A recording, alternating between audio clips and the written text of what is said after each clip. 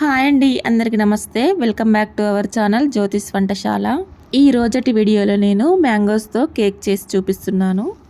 Summer సీజన్లో ఎక్కువగా దొరికే ఈ మ్యాంగోస్తో కేక్ ఎలా తయారు చేయాలో ప్రాసెస్లోకి వెళ్ళి చూసేద్దాం. ముందుగా అయితే ఈ కేక్ను తయారు చేయడానికి 2 మ్యాంగోస్ని తీసుకున్నాను. ఈ కేక్ని తయారు చేయడానికి ఎలాంటి మ్యాంగోస్ తీసుకున్నా పర్లేదు. ముందుగా వీటిని అయితే ఒకసారి నీటిలో శుభ్రంగా కడుక్కున్న తర్వాత మామిడి పండును ఇలా ముక్కలా కట్ చేసుకొని దీనిలో ఉన్న గుజ్జునంతా సపరేట్ చేసుకోవాలి. మామిడి పండుపై ఉన్న తొక్కనంతా తీసేసి ఇలా ముక్కలుగా కట్ చేసుకున్న తర్వాత వీటిని చిన్న చిన్న పీసెస్ లాగా కట్ చేసుకుంటున్నాను.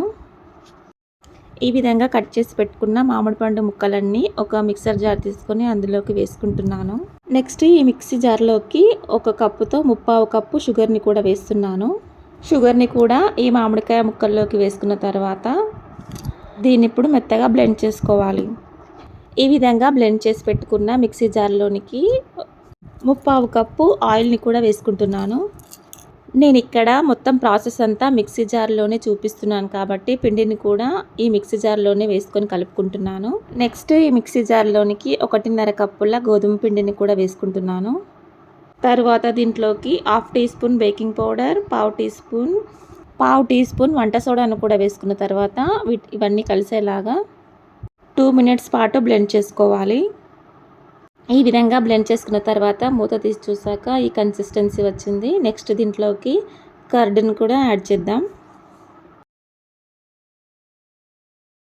నేను ఇందాక కొలుచుకున్న కప్పుతోటే 1 కప్పు పెరుగును కూడా వేసుకొని బ్లెండ్ చేసుకుంటున్నాను. పెరుగుని కూడా వేసుకొని బ్లెండ్ చేసుకున్న తర్వాత ఈ కన్సిస్టెన్సీలోకి వచ్చింది. చూస్తున్నారు కదండి, కేక్ బ్యాటర్ అనేది ఇలా స్పూన్తో కిందికి వేస్తుంటే జారుడుగా ఉండే విధంగా బ్యాటర్ని బ్లెండ్ చేసుకోవాలి. ఒకవేళ బ్యాటర్ కొద్దిగా చిక్కగా ఉన్నట్లయితే ఇంకొంచెం పెరుగును వేసుకొని బ్లెండ్ చేసుకుంటే సరిపోతుంది. ఈ విధంగా బ్లెండ్ చేసి పెట్టుకున్న బ్యాటర్ని పక్కన పెట్టేసి నెక్స్ట్ కేక్ని చేసుకునే టిన్నులోకైనా లేదంటే ఇలాంటి స్టీల్ బౌల్లోకైనా 1 టీ స్పూన్ ఆయిల్ని ఇలా కేక్ బౌల్ మొత్తానికి అప్లై చేసి గోధుమ పిండిని కానీ మైదా పిండిని కానీ ఈ కేక్ బౌల్ మొత్తానికి కోటింగ్ చేసుకోవాలి.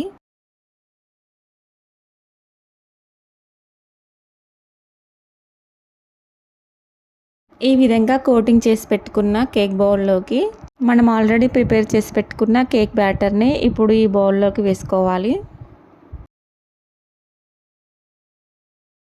ఇలా చూపిస్తున్న విధంగా కేక్ బ్యాటర్ మొత్తాన్ని ఈ బౌల్లోకి వేసుకున్న తర్వాత కేక్ బ్యాటర్ బౌల్ని ఇలా ట్యాప్ చేస్తూ బ్యాటర్ని ఈవెన్గా స్ప్రెడ్ చేసుకోవాలి. ఈ కేక్ బ్యాటర్ పైన గార్నిష్ కోసం కొంచెం టూటీ ఫ్రూటీని కూడా వేస్తున్నాను. మీకు ఇంకొంచెం డెలిషియస్గా కావాలంటే సన్నగా కట్ చేసి పెట్టుకున్న కాజు బాదం క్రష్ని కూడా వేసుకొని గార్నిష్ చేసుకోవచ్చు. నెక్స్ట్ ఈ కేక్ని బేకింగ్ చేసుకోవడానికి స్టవ్ వెలిగించుకొని ఒక వెడల్పాటి మందమైన బౌల్ని పెట్టుకోవాలి. ఈ విధంగా స్టవ్ పైన పెట్టుకున్న బౌలు ఒక 5 మినిట్స్ పాటు ఫ్రీ హీట్ చేసుకున్న తర్వాత దీంట్లోకి ఇలాంటి ఒక స్టాండ్ని పెట్టుకొని కేక్ బ్యాటర్ని వేసుకున్న బౌల్ని కూడా ఈ పెద్ద బౌల్లోకి పెట్టుకొని మూత పెట్టేసుకొని 35 to 40 మినిట్స్ పాటు బేకింగ్ చేసుకోవాలి. కేక్ని ప్రిపేర్ చేయడం పెద్ద ప్రాసెస్ అని అనుకునే వాళ్ళు ఇలా నేను చూపించిన విధంగా మిక్సీ జార్లోనే అన్ని ఇంగ్రీడియంట్స్ వేసి కేక్ని తయారు చేయండి. చాలా ఈజీగా సింపుల్గా కేక్ రెడీ అయిపోతుంది. 40 మినిట్స్ తర్వాత కేక్ పై ఉన్న మూత తీసి చెక్ చేస్తున్నాను. ఈ కేక్ని చెక్ చేయడానికి టూత్ పిక్తో కానీ లేదా ఫోక్తో కానీ కేక్లో గుచ్చి చూస్తే ఫోక్కి తడిగి అంటుకోకుండా డ్రైగా ఉన్నట్లయితే కేక్ రెడీ అయిపోయిందని అర్థం. ఇక ఈ కేక్ని నైఫ్తో బౌల్ చుట్టూరా ఒకసారి లూజ్ చేసుకొని ప్లేట్లోనికి వేసుకోవాలి. చూసారు కదండి, కేక్ మంచిగా బేక్ అయ్యి మనకు కావాల్సిన కలర్లో వచ్చింది.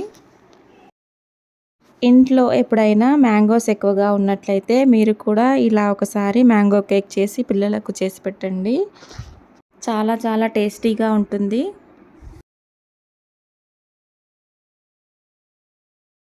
ఇలా హెల్దీ వేలో మన కిచెన్లోనే చాలా ఈజీగా కేక్ని చేసి మీకు ఎలా కుదిరింది అనేది నాకు కామెంట్ సెక్షన్లో కామెంట్ చేయండి.